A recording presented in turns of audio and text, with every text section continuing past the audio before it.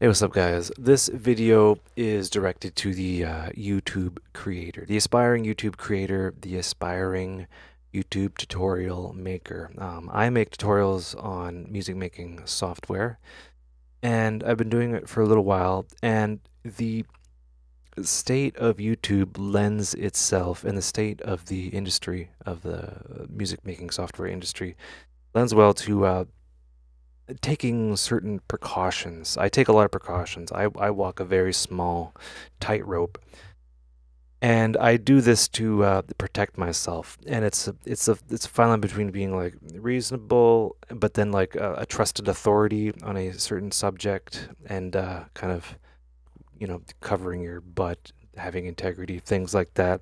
And I kind of want to go over kind of what I do to avoid issues. So we all know YouTube has a particular mechanism called the DMCA and copyright abuse situation that's going on.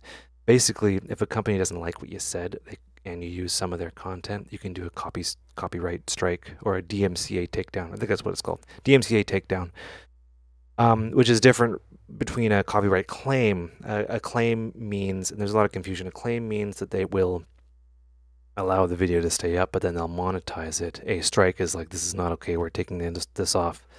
And it's like if you upload Terminator 2, that's a copy strike, a DMCA takedown. They take it down and things like that.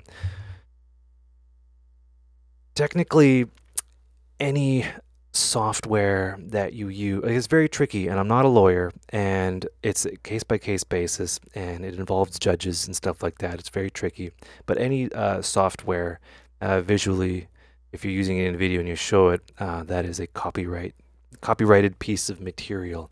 It may be in a derivative work, it may be educational, which both of those lend to being fair use, but they can still take it down. And I've learned over the last couple of years that there's no limit to where software companies will take it.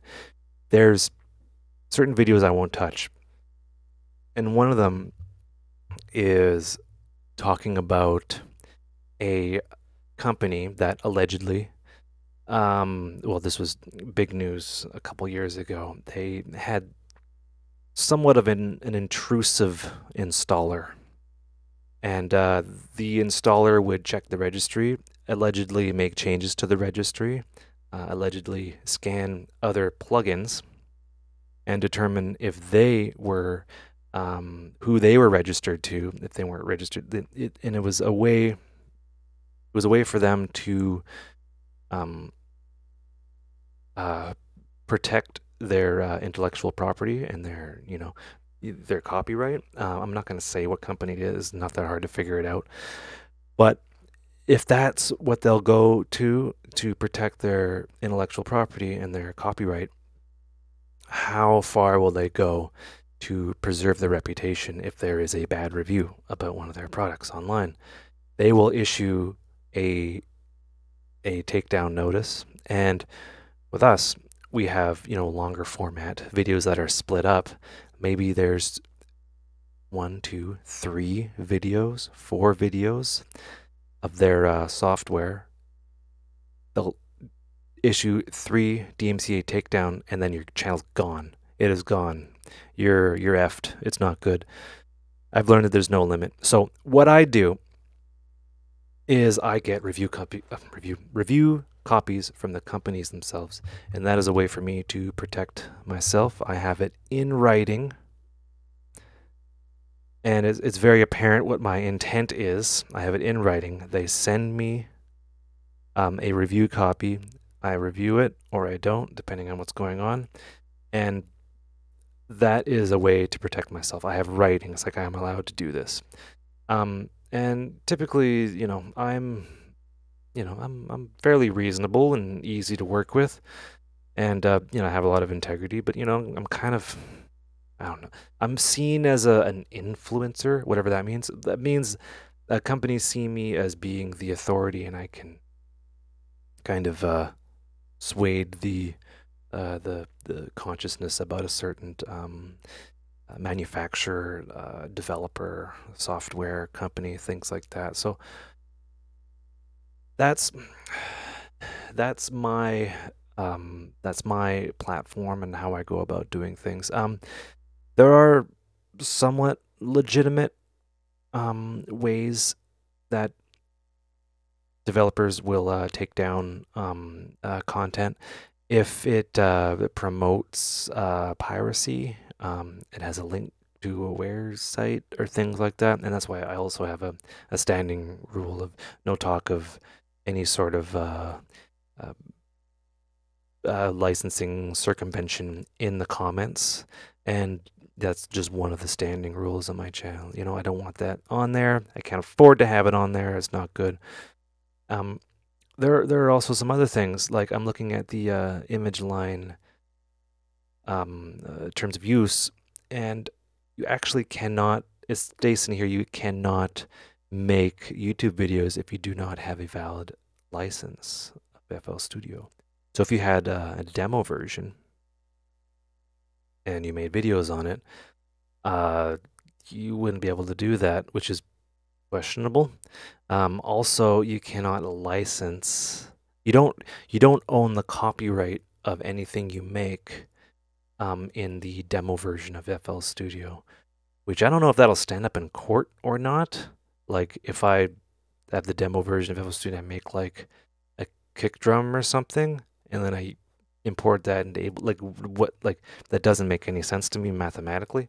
I don't know if that would stand up in court. And also, one of the terms of service is you need to clearly state that you are an individual who is not connected to ImageLine software. So at the beginning of every video, you have to say, I am not affiliated with ImageLine software. These opinions are of my own. It's like this odd thing. And I think, you know, that would be like readily apparent because it's not on the official ImageLine YouTube channel or the FL Studio YouTube channel. It's just interesting. And other software companies don't even have any mention of YouTube or any kind of derivative work. I think we are protected by fair use because of the nature. It is educational, and it's, you know, it's one of those things. But you know, I want you to protect yourself until the system gets a little bit of an update. You know, it's like you kind of have to know that these companies have, you know, their livelihoods at stake, and you know they might be like, how do we remove this video that is very critical of our product? How do we take it down? Well, they'll look it up and they'll be like, oh yeah, you just copyright claim it, and like, is this our copyright? Yes, it is. This is our copyright, and they just do it, you know, and then that's yeah. What do you do? What do you do at that point? It's a tightrope, and I walk that tightrope. I made a video with Bitwig, and I said the only irritating thing. So it's a tightrope, right? The only irritating thing about Bitwig and how to work around it. I made a video about a particular piece of software, and I was like, I wish you could do. You can't do this. This has been around since whatever. And instead of taking it down, they responded to me and they said, yeah, we're gonna fix it, and they fixed it in their next release. So it's like, you know, and then I made a video showing them in a positive light, and you know, I made their company, their stock went up, you know, perceivably, and their reputation went up. It's like, hey, we listened to our customer. This guy's a customer, you know, we listened to it. So, you know, you got to use your power for good or whatever. Yeah. Anyway, it's a lot of it's a big consideration, and there's a lot of considerations in compromises. You might want to be like, oh my, this VST freaking sucks, and I'm gonna run it into the ground. I'm gonna get a bunch of views. Hold up, homie, don't do that. Think twice, because you know you work so hard on this channel and you build it only for something to happen, and then boom, it's gone. You know, but it's always fun to kind of push and challenge, and you know, those sort of things. Anyway, I hope you guys enjoyed this video. I hope you learned stuff. Take care and have a good one.